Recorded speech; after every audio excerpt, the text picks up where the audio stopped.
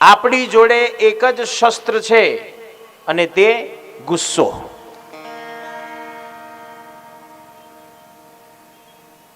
પતિ પત્ની બંને જણા વાતો કરતા હોય ને એકનો એક પ્રશ્ન પતિને જવાબ ન આપવો હોય, કેવું ન હોય, સરપ્રાઈઝ રાખવું હોય, પણ પત્ની પૂછપૂછ કરે એટલે પછી પતિ છેલ્લે શું કરે? ગુસ્સો કરે. બહુ બોલ બોલ ના કહી જા, બહાર જતી રહે.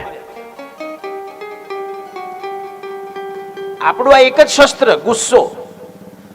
વાતને વાળતા આપણને આવડતી નથી, એ કળા નથી આપણી જોડે. ભગવાને ગુસ્સો ન કર્યો પણ ભગવાને વાતને વાળી દીધી. ભગવાને સત્યભામાને કીધું, સત્યભામા આપણે સ્વર્ગની યાત્રા કરવા ગયા હતા, હા, ત્યાંથી પારિજાતક વૃક્ષ લાવ્યા હતા. એ વૃક્ષ ઉપર આજે ફૂલ બેઠા.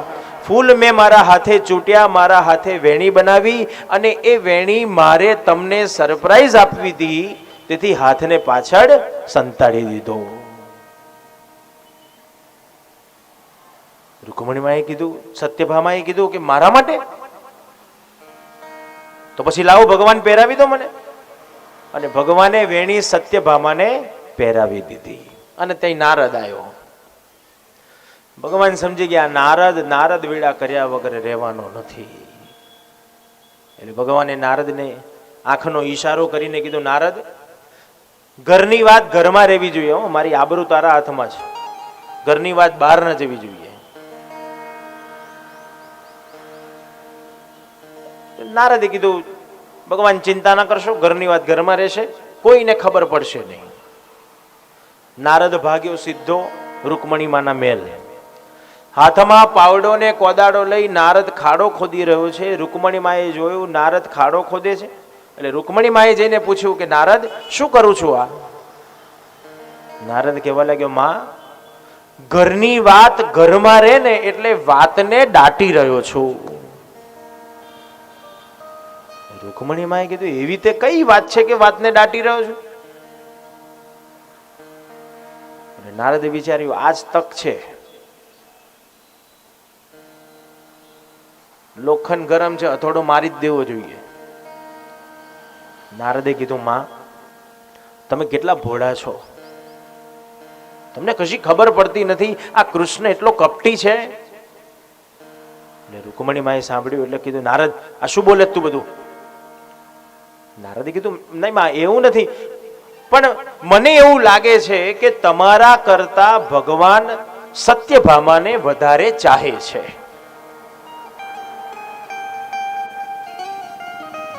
રૂકમણી કીધું, એવું તો ન હોઈ શકે, મને પણ ભગવાન એટલો જ પ્રેમ કરે છે જેટલો સત્યભામાને કરે છે. નારદે કીધું, નહીં, તમારા કરતા સત્યભામાને વધારે ચાહે છે. કેવી રીતે? તારી જોડે કોઈ સર્ટિફિકેટ છે, પ્રમાણ છે? હા, છે ને. શું પ્રમાણ છે? માં, ભગવાન તમને સ્વર્ગની યાત્રા કરવા સાથે ના લઈ ગયા ને? ના, મને ના લઈ ગયા, સત્યભામાને લઈ ગયા. અરે માં, તમને ભગવાન સ્વર્ગની યાત્રા કરવા તો ન લઈ ગયા, પણ ભગવાન પાછા આવતા સાથે પારિજાતક વૃક્ષ લઈને આવ્યા હતા. એ વૃક્ષ ઉપર ફૂલ બેઠા. ભગવાને ફૂલની વેણી બનાવી અને એ વેણી ભગવાને તમને ના પહેરાવી અને સત્યભામાને પહેરાવી દીધી. બોલો, ભગવાન તમારા કરતા સત્યભામાને વધારે નથી ચાહતા? નારદને એમ કે હમણાં રૂકમણીમાં ગુસ્સો કરશે, પણ રૂકમણીમાં તો દાંત કાઢીને હસી રહ્યા છે. નારદે વિચાર્યો કે ગુસ્સો નથી આવતો, ઉપરથી દાંત કાઢીને હસે છે. અરે માં, આવું સાંભળીને તમને ગુસ્સો ના આવ્યો? તમે હસો છો કેમ? ત્યારે રૂકમણીમાં કહેવા લાગ્યા, શું નારદ, તું બેઠો બેઠો નારદ વેડા કરે છે? કેમ? અરે તું જે વેણીની વાત કરું છું ને, એ વેણી તો ભગવાન હમણાં મને પહેરાવીને ગયા. નારદ વિચારે, ભગવાન તો સત્યભામાના મહેલમાં હતા અને રૂકમણીના મહેલમાં ક્યાંથી આવ્યા? ક્યાં છે બતાવો? અને જ્યાં વેણી રૂકમણીમાં બતાવે અને નારદનો મોહ દૂર થઈ ગયો. આ કોઈ સામાન્ય પુરુષ નથી, આ સાક્ષાત ભગવાન છે.